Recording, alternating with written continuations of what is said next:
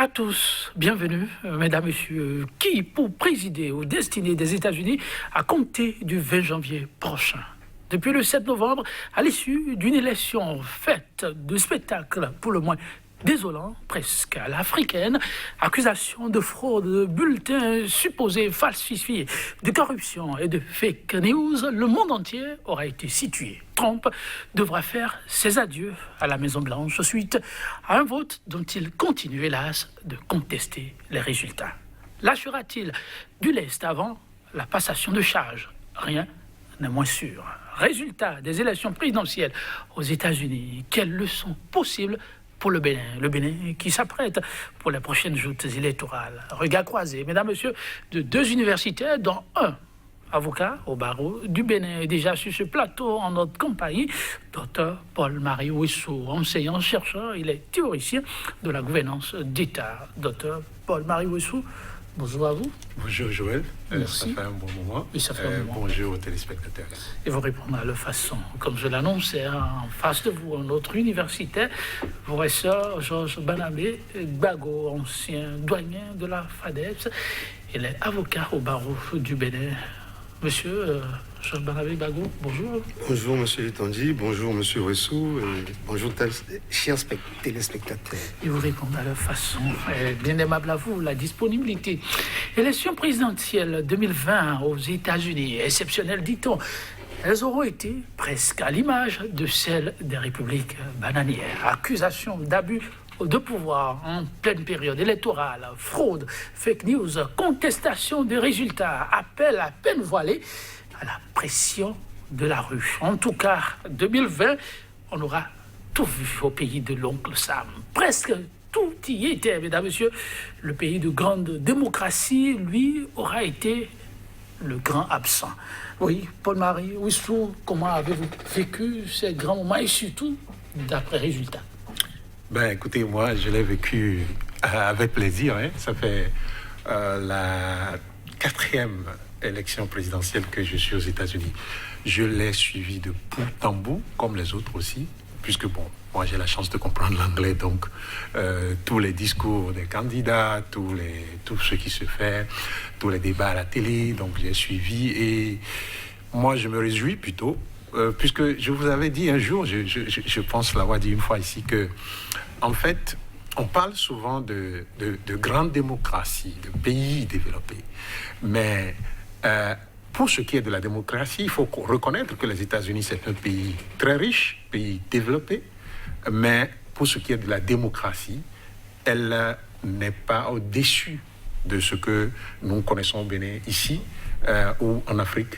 Parce que en réalité, la démocratie comme système politique est tributaire des comportements humains et les comportements humains ne sont pas tellement différents d'un pays à l'autre à notre époque. Les comportements humains ne sont pas tellement différents d'un État à un autre, d'une couleur de peau à une autre, oui. À propos d'universitaire, oui, professeur, vous avez aussi suivi de très près cette élection. Vous l'avez vécu comment? Oui, je l'ai vécu parce que les États-Unis, c'est quand même, je ne dirais pas le centre du monde, mais c'est quand même la capitale du monde, si on peut dire. Et donc, tout ce qui intéresse les États-Unis intéresse aussi le Béninois que je suis. Et surtout, moi, ce qui m'intéresse le plus là-bas, c'est la condition des Noirs, les Noirs africains, les Afro-Américains et autres, et les minorités, et la manière dont effectivement les minorités sont traitées aux États-Unis. C'est vrai que cette démocratie-là a encore quelques faiblesses, quelques lacunes. Mais cela étant, moi je crois que c'est une démocratie quand même qui a des institutions fortes et que, bon, on ne peut pas quand même comparer, il n'y a pas de comparaison à faire avec nos États africains. C'est vrai que Trump, c'est un sacré candidat, on le sait tous. Il a même affirmé que depuis Abraham Lincoln, personne ne s'est occupé des Noirs autant que lui. C'est-à-dire, c'est l'homme de mensonge, c'est celui qui ment. Bon, je crois que cette fois-ci, c'est le vote par correspondance. Je crois que c'est surtout cela qui a entaché cette démocratie, si on peut dire, de quelques fautes, si faute il y a.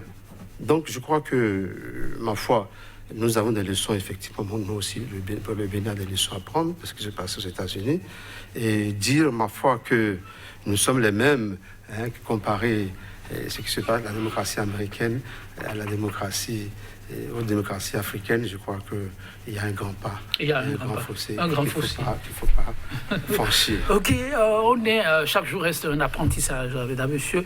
Alors, de ce qui s'est passé de l'autre côté, qu'est-ce que les Béninois peuvent vraiment en tirer? C'est un peu l'exercice auquel on voudrait bien s'adonner. Le Bénin qui s'active à pouvoir aller à une autre élection, un grand rendez-vous aussi. Le Bénin qui, avec le régime au pouvoir, s'est donné comme grand défi révéler l'État-nation.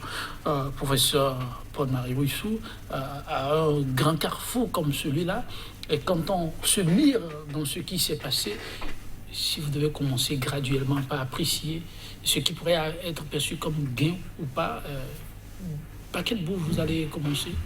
Bon, je vais d'abord commencer à un peu exprimer une différence avec le professeur, en ce sens que le discours qui consiste à souvent dire que on a des démocraties déjà établies qui sont au-dessus de d'autres démocraties, tend à faire croire aux Africains qui ne sont pas, qui ne peuvent pas faire la démocratie. Des gens l'ont déjà même dit dans notre histoire.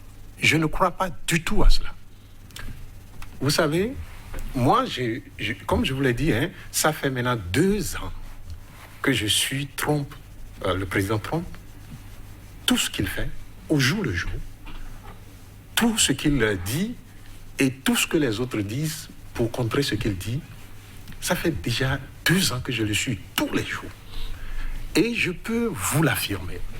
D'abord, il y a des... Qu'est-ce qui vous a poussé à chercher à le suivre de cette façon? Non, parce que d'abord, de par ma recherche à moi, puisque ma recherche a porté sur la gouvernance d'État, et ensuite, il y a le phénomène principal dont ma recherche a parlé, qui est le strongmanship.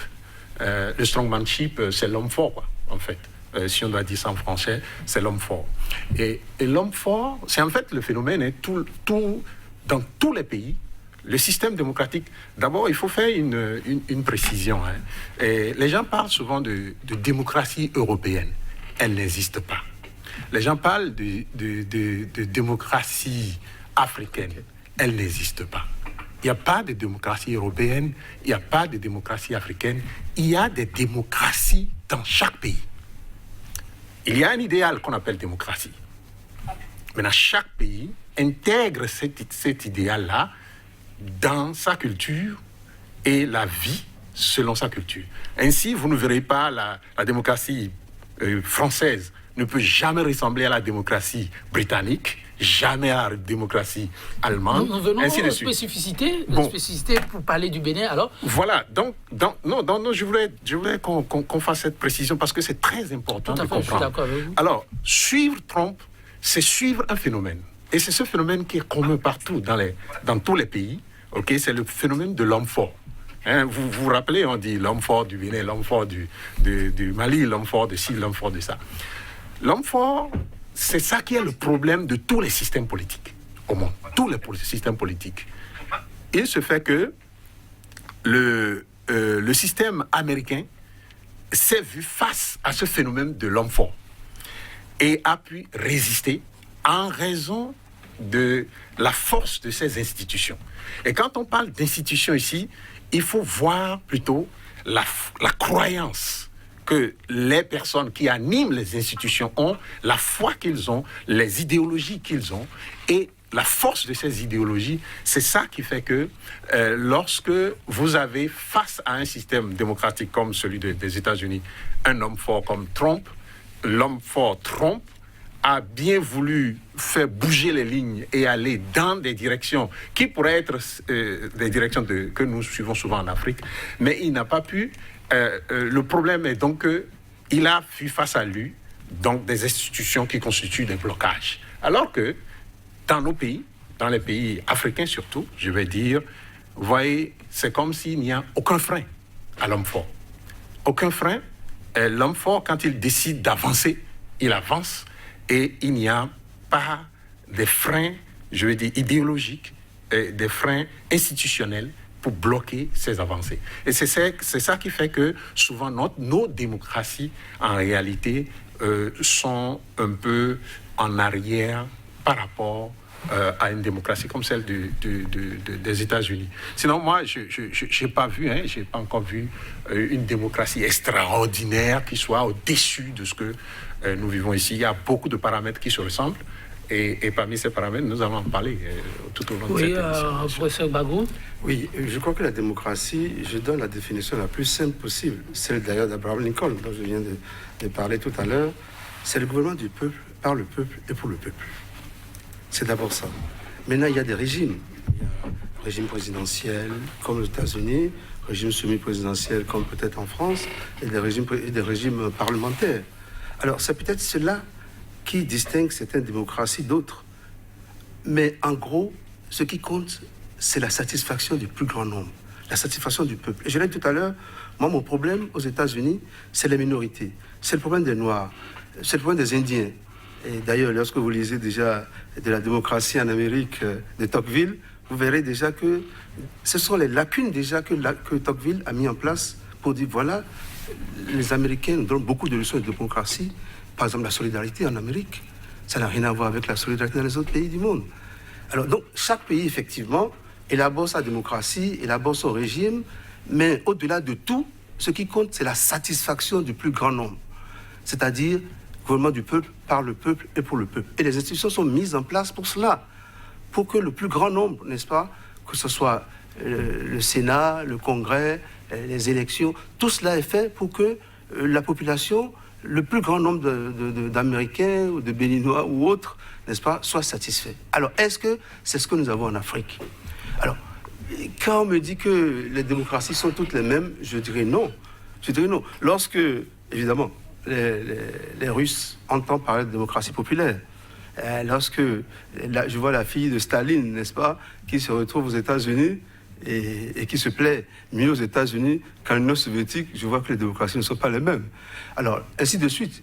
Je crois que M. Rousseau, qui est là, aimerait bien que son enfant aille étudier aux États-Unis et reste là-bas si possible.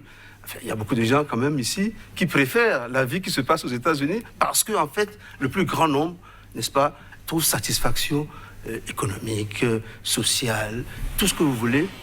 Et on ne peut pas à ce moment dire que toutes les démocraties sont les mêmes. Alors, évidemment, quand je parle de démocratie, je parle également des droits de l'homme. Je parle des libertés. Et c'est dans cela que les États-Unis, le mot liberté, n'est-ce pas, résonne fort aux États-Unis. Ça résonne plus fort aux États-Unis que dans beaucoup de pays. Liberté de presse, liberté. Vous imaginez qu'aux États-Unis, on met des journalistes en prison? Vous n'entendrez pas ces choses-là. Alors donc, les droits de l'homme font partie justement de l'épanouissement, n'est-ce pas, de la démocratie. Et puis l'état de droit, en fin de compte. Et lorsqu'on parle d'état de droit, ce n'est pas tout état qui est état de droit. Et il faut que l'État respecte les règles. Est-ce qu'on peut dire que dans nos pays africains, nos États respectent les règles? Est-ce que les États acceptent, n'est-ce pas, les décisions des juridictions, surtout quand elles sont déçues? Alors voilà tout cela. C'est tout cela qui constitue la démocratie. Et en ce sens, nous ne pouvons pas dire que toutes les démocraties s'équivalent. Non. Oui, on peut dire que chaque pays a une histoire en démocratie. Très bien. Mais si on doit comparer, je crois quand même que... Alors, on va dans le fond et voir ce qu'on peut vraiment en tirer pour le Bénin, qui fait sa marche pour une démocratie enviable. Alors, vous avez évoqué les questions de droits humains et autres. Je suis un peu tenté de venir sur un fait qui a retenu l'attention lorsque le président américain, le président sortant, Trump, fustigeait un peu le déroulement des élections à des niveaux donnés, parlait même de votes truqués, on dirait des chaînes de télévision qui se sont permis de mettre en cause ce que le président disait, c'était même retirer l'antenne. Pensez-vous que ça, c'est l'expression de la vitalité démocratique dont on doit s'inspirer? Une bévue. Je vais faire la distinction entre Trump et la démocratie américaine. Trump, évidemment, c'est la dictature de l'argent. Ça me rappelle un écrit de notre grand frère, n'est-ce pas, Guéonvi, en 2015, qui, comparant deux candidats présidentiels de l'argent, il disait justement que les opérateurs économiques majeurs à la tête de l'État, ça peut faire sombrer la démocratie. Il a même parlé du sinistre de la dictature de l'argent. Voilà. Et Trump, c'est un peu cela. C'est la caricature même de l'opérateur économique à la tête, n'est-ce pas, de l'État. Et si on peut faire des leçons à tirer pour le Bénin, on peut en tirer, bien sûr. Je suis un peu peiné que mon grand frère Guéonvi aujourd'hui dise que s'il était pape, il allait canoniser l'actuel président du Bénin. Alors, s'il était pape, il n'a qu'à canoniser aussi et Trump. Parce que moi, je crois que c'est cela. C'est la dictature de l'argent, c'est des opérateurs économiques, les Trump Tower, n'est-ce pas, aux États-Unis, tout cela, ça montre, n'est-ce pas, d'où vient Trump. Et son arrogance, n'est-ce pas, ses mensonges, ça reflète justement cette personnalité d'homme économique, n'est-ce pas, à la tête de l'État. Alors voilà, lorsqu'un homme économique vient à la tête de l'État, voilà ce dont il est capable. Nous le voyons, n'est-ce pas, aux États-Unis, et voilà toute la pagaille, tout le mensonge, etc. Pagaille, mensonge, c'est des mots qui visiblement vous ont beaucoup marqué, vous. Oui, M. Paul Ouessou, je reviens sur l'aspect, avant d'aller sur des questions d'ordre purement électoraux, oui. La question d'intervention, du rôle de la presse perçue durant ce scrutin, comment vous les avez appréhendés? La posture des professionnels des médias face à un chef d'État? Bon, ben écoutez, moi, j'ai comme l'impression que vous avez pris donc les médias juste pendant les élections, mais il fallait les voir avant les élections. On a spécifié un angle, on ouvrira, il n'y a pas de problème. Non, c'est pour vous dire que, en fait, ce n'est pas pendant les élections seulement que les médias se sont comportés comme ça vis-à-vis de Trump. Moi, j'ai suivi des débats où on démontre qu'il a menti, et j'ai vu des émissions où une dame, professeur d'anglais, sort une lettre de Trump et souligne toutes les fautes qu'il y a dans la lettre à la télévision. Ça, c'est la démocratie. C'est ce qu'on appelle la démocratie. C'est ce qu'on appelle la liberté. En réalité, l'expression la parole ne doit pas donner lieu à quelqu'un d'aller en prison ou des choses comme ça en démocratie. Et les médias, leur comportement vis-à-vis de Trump a été toujours... Vous savez, les médias sont aussi idéologiquement conditionnés aux États-Unis. Vous avez CNN qui un peu est, disons, démocrate, et puis vous avez Fox News qui est, disons, du Parti républicain des conservateurs. Et puis vous avez d'autres médias aussi qui sont un peu intermédiaires, et chaque média s'emploie pour défendre son camp et défendre son idéologie. Maintenant, soyons un peu prudents à juger Trump. On ne peut pas juger Trump simplement sur la base de mensonges, de ce qu'on voit et de ce qu'on dit. Mais Trump représente une certaine Amérique. C'est ça le problème. Trump représente une certaine Amérique, et c'est cette Amérique-là qui a, disons, l'impression en ce moment qu'elle est en train de perdre le pas, et qu'il faut reprendre le pas. Alors, donc, idéologiquement, Trump est de la lignée de cette Amérique-là qui a gouverné depuis longtemps le monde et qui pense que l'homme blanc, est au-dessus de tout le monde. N'oublions pas, nous faisons toujours la transposition. Oui, à partir de cet instant, voir le Bénin, pour voir, comme je l'ai répété ici tout le temps, l'idéologie est fondamentale. Et si vous voyez donc Biden aujourd'hui, et vous voyez l'expression de Biden, son programme, son discours pendant les élections, vous constatez nettement la différence entre les progressistes, c'est-à-dire les démocrates aux États-Unis, qui sont un peu multipartis et multinationalistes, et les conservateurs qui sont nationalistes. Trump est nationaliste, il est conservateur. Et il joue sur cette masse de nationalisme, enfin de personnes qui sont conservateurs aux États-Unis. Et vous allez constater qu'en fait, il y a 2 votes. Il y a eu le vote 3 votes même. Le vote pour la présidence, le vote pour le Sénat et le vote pour les conservateurs. Et oui. Et vous allez constater que le vote pour le Parlement, les 2 chambres du Parlement, les conservateurs ont conservé leur site. C'est pour dire que quoi? Ils ont conservé. Et puis sur la chambre basse, ils ont même augmenté le nombre de sièges qu'ils ont au truc là. Ça veut dire que quoi? Ça veut dire que l'Amérique est divisée idéologiquement. Il y a ceux qui, rappelez-vous, la première mission qu'on a faite ici, j'ai parlé de est-ce que l'avortement doit être permis ou pas. Et vous voyez, les conservateurs, l'une de leurs idées fondamentales, c'est qu'ils sont pro-vie. C'est-à-dire que pour eux, on doit conserver la vie, on ne peut pas faire des avortements. Et ça, c'est partagé par un grand nombre dans la population. Et c'est ce principe-là qui gouverne le pays. C'est-à-dire que les idéologies sont partagées. Et nous battons sur la base du fait que nous avons des idées. Et nous voulons faire prospérer nos idées. C'est nos idées qui doivent conduire les affaires de l'État.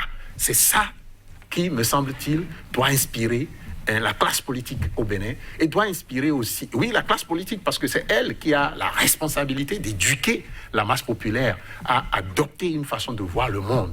Et cette façon de voir le monde, nous devons aller au Bénin vers la clarification de comment nous voyons le monde. Et quand nous voulons élire des gens, quand nous les élisons, comment ils conduisent, ils traduisent dans les faits la façon dont nous voyons le monde. Oui, professeur Bago, on est à quelques mois, comme je disais, chaque rendez-vous reste une occasion d'apprentissage. Le Bénin qui veut s'essayer, attirer ce qui est attiré. Mais alors, on en est. Est-ce qu'on a vraiment les coups de France pour en prendre suffisamment de ce qui s'est passé de l'autre côté? Oui, enfin, pour parler un dernier mot sur Trump, avant de revenir au Bénin, mais Trump, moi, je le vois comme un Le Pen, un Jean-Marie Le Pen en France. Oui, tout à fait. Idéologie raciste, suprémaciste, d'ailleurs, comme les gens le disent de plus en plus là-bas. Trump, c'est un peu cela. D'ailleurs, ça n'a pas surpris. Dès le premier jour, nous avons vu la fille de Le Pen, n'est-ce pas, qui a félicité Trump. Parce que tout le monde pensait, le premier jour, enfin, à la fin des élections aux États-Unis, on pensait que c'était Trump qui était en avance. Donc, tout de suite, comment elle s'appelle, Maryse Le Pen, comment elle s'appelle là? Marie, en fait, bon, la fille de Le Pen. La fille de Le Pen a pris le micro rapidement pour féliciter Trump, etc. Donc, c'est un peu cette idéologie, je dirais, un peu suprémaciste, prenons les mots des Américains. Trump incarne justement cette idéologie-là. Mais cela étant, bon, il n'y a pas que Trump. Nous avions eu Obama et peut-être bientôt Kamala Harris. En tout cas, moi, je suivais beaucoup plus, n'est-ce pas, cette minorité noire, je dirais, enfin, l'élite, en tout cas noire, n'est-ce pas, qui est aux États-Unis. Je crois que de là peut venir aussi, quand même, pour l'Afrique, quelques dividendes. Alors, maintenant, pour revenir au Bénin, pour les leçons pour le Bénin, les leçons à tirer pour le Bénin, oui. On y restera, sérieusement. Oui, je crois que Trump, encore une fois, n'est pas l'Amérique. Je préfère, si je devais être américain, je préfère de loin Joe Biden, le colistier de Barack Obama, et peut-être, et aussi bientôt, le duo, elle fera un duo avec Kamala Harris. Je préfère ce monsieur-là à Trump. Alors, cela étant, je préfère la bonne Amérique, l'Amérique de la solidarité. Vous savez, la solidarité en Amérique, ce n'est pas un vain mot. En Amérique, on n'attend pas que l'État, d'ailleurs c'est ce que disait Kennedy, on n'attend pas ce que l'État va faire pour vous. Vous allez, vous travaillez, vous êtes riche, vous avez de l'argent, vous investissez cela. Les universités américaines, vous verrez très bien que c'est des milliardaires qui créent des bibliothèques, etc. Et tout cela, c'est comme cette solidarité américaine, il nous la faut aussi au Bénin. Lorsque nous avons des milliardaires, n'est-ce pas, qui investissent n'est-ce pas, pour le pays, il faut les encourager. C'est ça l'Amérique, c'est ça cette solidarité, n'est-ce pas, que nous voyons en Amérique. Il y a des fondations partout, et les noms des rues, vous verrez, c'est des gens qui ont mis beaucoup d'argent, n'est-ce pas, pour réfectorier ces rues-là, pour construire ceci, cela, et on donne leur nom à ces rues-là. Donc cette solidarité que nous avons, évidemment on dit en Afrique qu'il y a une solidarité, mais notre solidarité n'est que villageoise, et encore avec la modernité, cette solidarité, n'est-ce pas, on la voit de moins en moins. Donc, première leçon que moi je pense qu'il faut tirer de l'Amérique, c'est d'abord cette solidarité-là. Deuxième leçon, évidemment, encore une fois, les droits de l'homme. Les droits de l'homme. Et vous n'avez pas des journalistes, effectivement, oui, les journalistes, ils ont les moyens d'investigation et, ma foi, idéologique, oui, pourquoi pas. L'idéologie est partout, même dans les religions. Même les ayatollahs et autres, n'est-ce pas, ceux qui placent des bombes, c'est une idéologie, l'idéologie religieuse. Bon, évidemment, nous sommes dans l'idéologie politique. Il faudrait effectivement qu'il y ait un débat. C'est juste à travers justement ce débat d'idées que l'idéologie transparaît. Nous avons les démocrates d'un côté, nous avons les républicains et d'autres petits partis. Ce n'est pas seulement les deux partis qu'il y a aux États-Unis, mais c'est les deux partis qui émergent. Alors oui, pour nos pays, pourquoi pas? Pourquoi pas pour nous aussi d'avoir deux grands partis? Je ne veux pas parler de l'UP et du BR, ça c'est, excusez-moi beaucoup, je veux parler des démocrates, des vrais démocrates d'un côté, et peut-être, si vous voulez, un autre parti, n'est-ce pas, qui représente la majorité, etc., etc. Donc, il y a une opposition. Il y a une opposition et une majorité. Et cela, il nous faut cela aussi pour l'Afrique, pas seulement pour le Bénin. Je parle des droits de l'homme. La liberté, c'est cela, c'est en cela que j'entends la liberté. Alors, et évidemment, l'état de droit. L'état de droit, c'est quoi? J'insiste là-dessus. C'est l'État qui respecte le droit. L'État qui respecte le droit. Je vois la Côte d'Ivoire, je ne vais pas donner des leçons aux autres pays, mais quand je vois la Côte d'Ivoire, il y a des condamnations, la charte africaine, la Cour africaine, ou bien la CEDEAO condamne, on refuse. La CEDEAO dit des avis, on refuse de suivre les avis. Ce n'est pas l'état de droit, ça. L'état de droit, c'est l'État qui respecte le droit. Ce n'est pas l'État qui concocte des lois. Ça, c'était Hitler. L'état de loi, c'était Hitler. L'état de loi, c'était l'Allemagne nazie. Mais l'état de droit, ça se construit. C'est en ça que j'ai... Le Bénin n'est pas en train de faire cette marche pour se construire et ensuite mieux se vendre. Oui, Paul-Marie Ouissou. Trump, quelques heures même avant que l'on annonce Biden comme celui devant occuper désormais ce fauteuil, annonçait déjà qu'au regard des fraudes, il va saisir les institutions, la justice, afin que clarification soit faite. Et il le fait. Il le fait. Mais il faut être très calme par rapport à ça. Bon, je crois avoir entendu le professeur dire que le vote par correspondance était un problème, non? Du tout pas. Aux États-Unis, on a toujours voté par correspondance. Depuis des années, ça n'a jamais été un problème. Et ce qui a fait la particularité de cette année, c'est que il y a le Covid-19 qui a provoqué une masse énorme de votes par correspondance. Mais voter par correspondance ne veut pas dire frauder.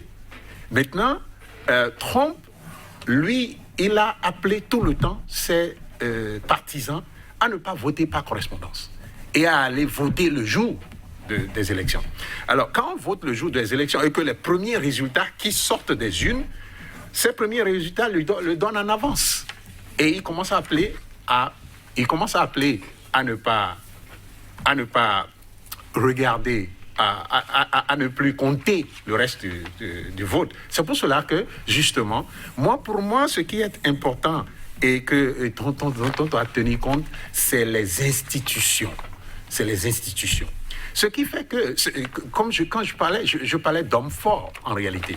C'est les institutions, ceux qui animent les institutions, et ça c'est vraiment l'une des leçons que nous devons tirer des élections présidentielles aux États-Unis.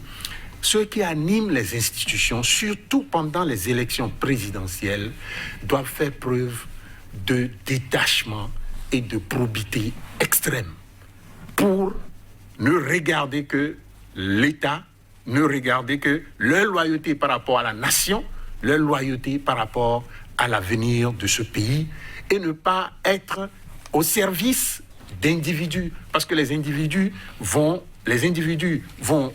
disparaître, mais le pays va continuer. Et ce que nous laissons demain au pays et aux enfants comme pays, c'est ça qui compte. Et je peux aussi évoquer un peu le cas ivoirien et par là un peu faire une allusion au Bénin pour dire, si vous regardez le cas ivoirien, les institutions ivoiriennes ont mal fonctionné depuis un certain temps. Et c'est ça qui prouve tout ce que nous avons là.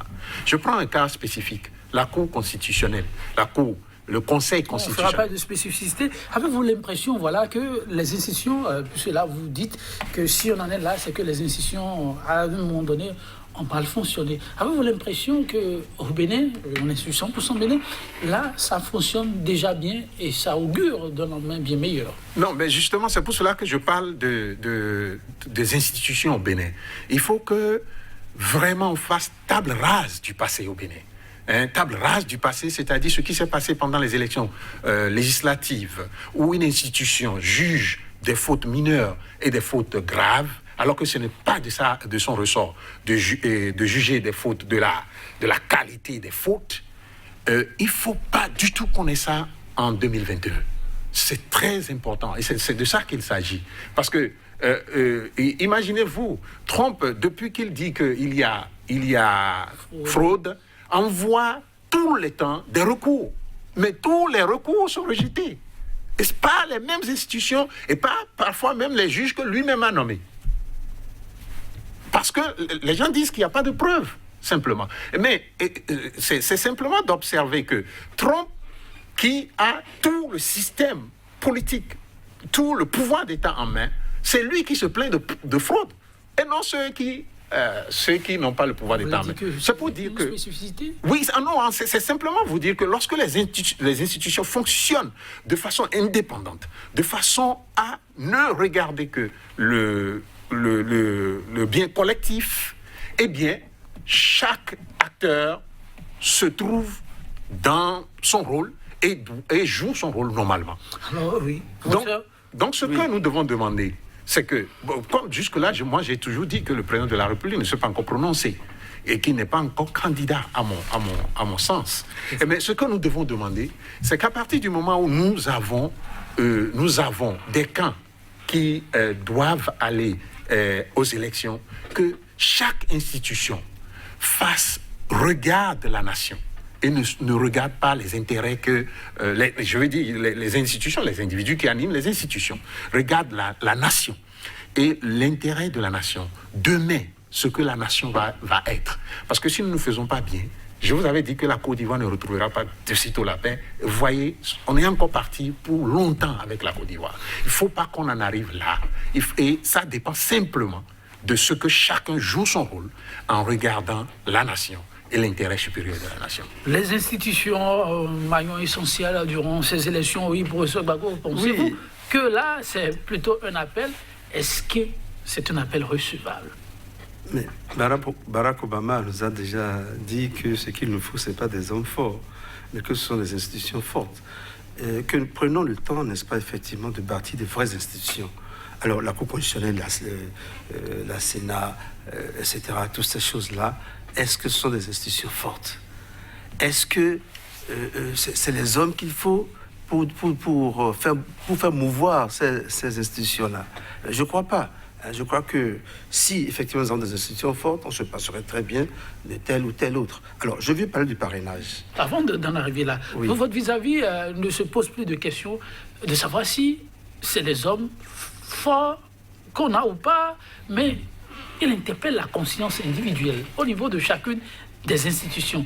Faisable que l'on soit là où on en est aujourd'hui et que l'on prenne les décisions en pensant rien que la nation. Oui, mais bon, c'est possible. Moi, je ne dis pas non. Mais le problème, c'est difficile d'aller vers la conscience des uns et des autres. Les hommes sont complexes. Nous sommes toute complicité.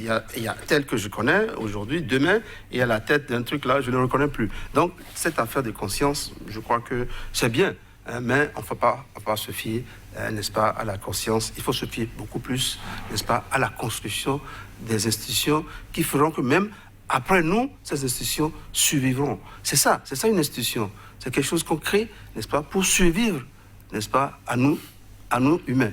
Alors, le parrainage, si vous plaît, je peux pas... Allez-y. Oui, alors, le problème du parrainage au Bénin, alors, vous voyez très bien, c'est comme si on était dans un État, je dirais, marxiste, où il y a un parti et vous demandez des parrainages. Mais je crois que c'est infaisable, ça. On a parrainage dans tous les pays où il y a une démocratie, c'est-à-dire où il y a une minorité, il y a une majorité, où il y a une opposition et... Est-ce que le professeur ne se contredit pas? Au Bénin, il y a toujours démocratie. Non, pour moi, je dis non. Je dis qu'il n'y a pas de démocratie au Bénin actuellement. Est-ce que c'est le gouvernement du peuple, pour le peuple, par le peuple? Les élections que nous faisons, vous avez vu les scores que nous faisons? Est-ce que c'est pour le peuple? Est-ce que le peuple a vraiment sa place? Lorsqu'on va jusqu'à vous dire que ce qui compte, ce ne sont pas le résultat qu'on fait, mais c'est les grands électeurs. Qu'est-ce qu'on appelle grands électeurs? Alors voilà, nous y sommes. Nous sommes aux États-Unis. Nous parlons de grands électeurs. Ça, c'est un pays fédéral, n'est-ce pas, qui a sa constitution effectivement basée sur cet État fédéral-là. Nous, ici, qu'est-ce que nous appelons grands électeurs? Mais c'est le peuple. Il faudrait que le peuple, n'est-ce pas, soit les grands électeurs. Même aux États-Unis, on n'a pas laissé tomber le peuple pour aller vers les électeurs. C'est le peuple d'abord.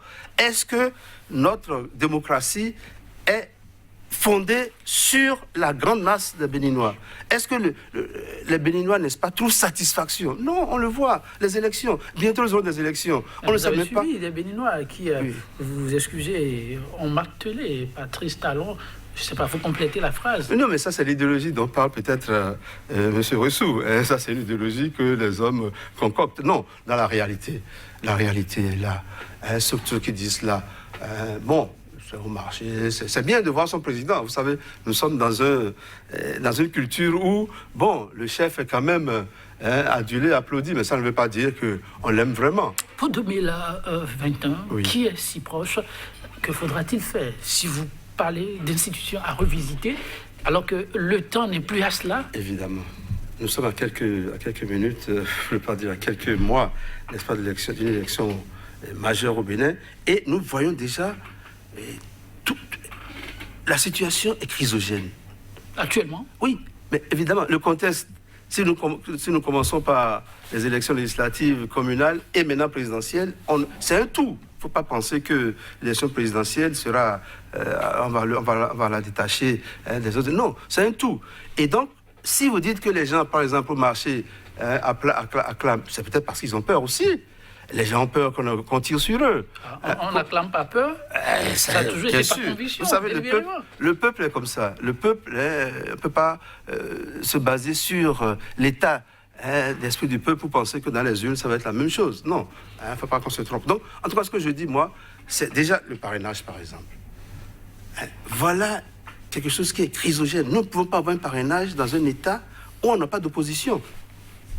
Ou alors, ils n'ont qu'à vite faire pour que les démocrates, en tout cas, soient une réalité. Je vois qu'il y a un parti qui s'appelle les démocrates. Et je ne vois pas jusque-là qu'on leur a donné leur récépissé ou je ne sais quoi. Et chaque fois... Pardon? C'est bien le mot. Oui, et donc chaque fois, on remet ça. C'est pas bien. C'est une situation de crise. Et moi, j'ai peur que cette crise-là n'éclate comme lors des élections législatives. Donc, les États-Unis ont quand même maîtrisé, n'est-ce pas, leurs institutions. Trump a beau faire ce qu'il veut, il va partir. Okay. Pas de descente, oui, dans les rues après ce scrutin, même si les résultats ont fait attendre plus d'un, on est plus ou moins situé, la population observe. On a eu même des scènes de liesse, pas d'affrontement. Le Bénin, dans cette marche et dans cette façon, dans cet apprentissage, pour ainsi dire, a-t-il fondamentalement des réglages à faire avant le jour J? Oui, en fait, il faut que ce que vous dites est très très important, pas d'affrontement, mais les affrontements viennent sur la base de quoi? Viennent sur la base du fait que les gens sont frustrés, les gens ne se sentent pas bien. Et je vais exprimer une petite différence avec le professeur, hein, et pour que vous compreniez ce que je dis là. Et il a parlé de construire des institutions et il fait abstraction de la conscience. Non, c'est grave. Professeur, il y a deux façons de construire les institutions. Il y a la mécanique, ce qui est physique, ce qu'on peut voir. Il y a les ressources qu'on appelle tangibles et les ressources intangibles. Les ressources intangibles, c'est sur ça que personne ne parle au Bénin. Et c'est ça qui fait notre problème. Vous vous rappelez que pendant les élections aux États-Unis, il y a eu une juge qui a été nommée par Trump. Mais qu'est-ce qu'on lui a dit? Qu'est-ce qu'on lui a dit avant qu'elle ne soit nommée? Le Parlement. Puisque quand on vous nomme, le Parlement doit d'abord approuver. Et on lui a demandé, parce qu'elle avait déjà dit qu'elle est contre Obamacare, on lui a demandé, est-ce que vous avez pour mission d'aller détruire Obamacare lorsque vous serez, disons, au poste? Mais c'est ça ce qu'on appelle... Qu'est-ce qu'elle a répondu? Mais elle a dit non, qu'elle votera, elle prendra des décisions selon sa conscience et selon les choses telles qu'elle les apprécie au moment-là. Mais c'est très important, les ressources intangibles, la conscience, la loyauté, la vérité, ne pas mentir. Mais vous voyez, on a souvent tendance à faire abstraction sur ces choses, et c'est ça qui fait le problème, en fait, du Bénin. Hein. C'est-à-dire, parce que tout ce que nous faisons, c'est des comportements humains. Est-ce que il n'y aura pas d'affrontement? Il n'y a pas eu d'affrontement au Bénin, souvent pendant les élections. Après l'élection de 90, où il y a eu affrontement, 90-91, il y a eu affrontement. Après ça, il n'y a plus eu d'affrontement majeur au Bénin. Pourquoi? Parce que, justement, les gens ont une certaine confiance dans les ressources tangibles qui gouvernent la façon dont nous gérons les élections. Si vous devez schématiser l'essentiel à faire avant le jour J, que diriez-vous? Que les principaux acteurs, ceux qui animent les institutions du Bénin, vraiment sachent que nous sommes à un tournant très important. Et que ce n'est pas la loyauté à un individu qui importe pour les élections à venir, mais la loyauté à la nation. Et la nation est éternelle, l'individu est temporel. Merci. Et vous? Moi, je veux bien que vous soyez entendus. Hein, ce serait bien pour nous tous. Je me rappelle qu'à la fin de la conférence nationale, Tévoidjere, qui était donc le secrétaire, je crois, général, disait il a fini par la conscience de Victor Hugo. Caïn, Sophie, Enfile, etc., je ne sais pas vous rappeler. Et évidemment, cette conscience-là, ce n'est pas... On ne la décrète pas. Ou alors commencer ça très tôt. À enseigner ça depuis les écoles maternelles. Ce n'est pas aujourd'hui que je vais dire à celui qui est à la tête d'une institution, soyez conscient. Que ça soit la Cour constitutionnelle, le Sénat, est-ce que vous imaginez... La Sénat, pardon, vous imaginez qu'aujourd'hui, vous pouvez les faire changer vraiment? Vous avez beau dire des beaux discours, c'est les discours. La pratique est autre chose. Vous concluez en disant? Non, je conclue en disant que nous avons beaucoup de travail au Bénin encore. Et j'ai peur que les élections prochaines ne soient vraiment des élections de crise. Parce que tout est mis en place déjà pour cette crise-là. Que ce soit la Cour constitutionnelle, que ce soit le Sénat, que ce soit le parrainage, n'est-ce pas? Tout cela déjà concourt à une crise. Et malheureusement, pour nous, c'est difficile de sortir de la crise. C'est comme la Côte d'Ivoire. Alors qu'aux États-Unis, c'est facile pour eux de sortir d'une crise. Merci à vous, Maître Gbagbo. Oui, pour conclure, pour conclure, moi je dirais que en fait, c'est possible qu'il y ait crise, mais les Béninois peuvent nous faire passer cette crise en sortant massivement pour voter à l'un ou l'autre des camps. Merci à vous, monsieur Paul-Marie Ouessou. Merci également à vous, monsieur professeur Gbagbo. Chers téléspectateurs, oui, pour l'émission du jour, ce serait tout. Merci d'avoir été des nôtres. Un essai parmi tant d'autres. Demain, c'est un autre jour pour découvrir d'autres sujets avec le même entrain, la même disponibilité. Au revoir. Merci.